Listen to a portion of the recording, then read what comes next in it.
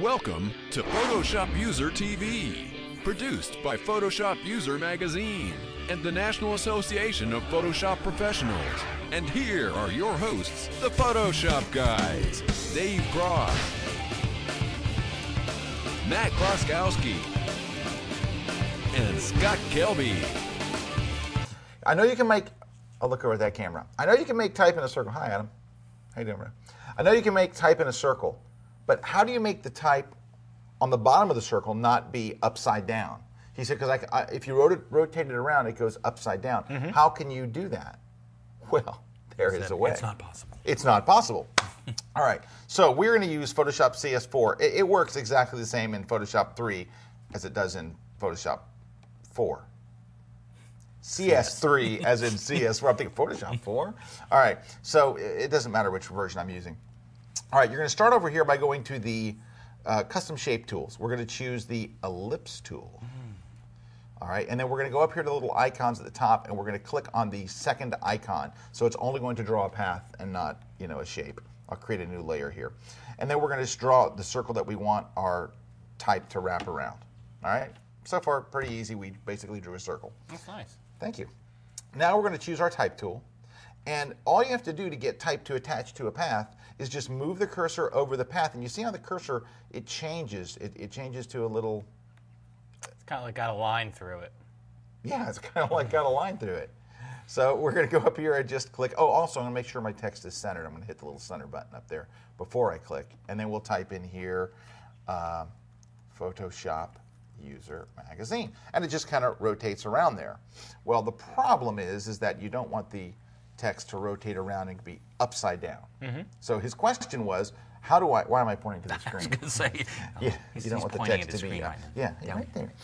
So we have a camera behind us. Yeah, so is how to make this rotate around. So so it's not upside down. So here's what you do. First is we're going to duplicate the layer. Duplicate the type layer. So I pressed Command-J on Mac, which would be Control-J on PC. We're going to hide the first one. So now we have two copies of the text. And well, now you're just going to highlight this text. So click on the cursor and highlight it. We'll type in what we want. We'll say Matt, we'll make it lowercase, Matt, Dave, Scott, and then no RC. Got to go back. I just made a mess of that. Okay. All right. So now, here's what you do. You're actually going to switch to this tool down here, which is the Path Selection tool, the solid arrow tool. And then when you move your cursor right up to the top, you'll see it changes to like this little two-headed thing. Mm-hmm. And you can rotate it around like this. But the problem is it rotates inside the middle, right? So here's what you do next. So now it's at the bottom. So you're going to highlight that text again. Click your cursor in it and just Command-A, highlight your text. Yeah. So I'm just going Shift-Alt and just tap it until it gets about right there. So now you've got text at the top, and then you can make your other one available, text at the bottom. And then you can get, actually I could go one more. Yeah. I could go one more here. I need to tap it down one more.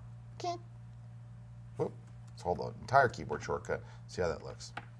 There we go. It's pretty much on the line. Now you can go over to your path thing and you can deselect that. So you just have the circle. And then if you wanted to, you could add another blank layer. So let's add a blank layer down here. And I'll show you what you could kind of do here.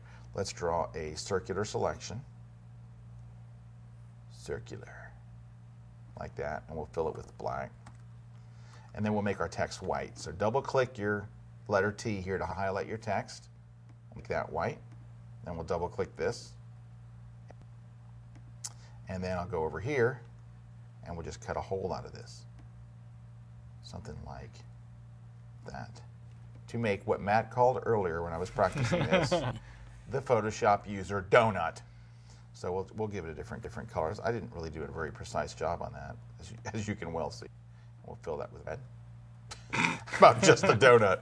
Sorry, we'll fill just a donut with red. And then at this point, you could add a couple little enhancements, which I will do just for fun, which should maybe be add a little circle inside.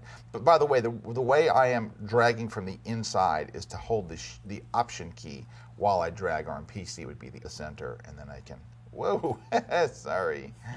That was crazy. And then we'll add a stroke to that. So you can kind of see how you'd build a little logo thingy there. Kind of like that. It's a little off-center, but it's because I don't care. That's neat though. But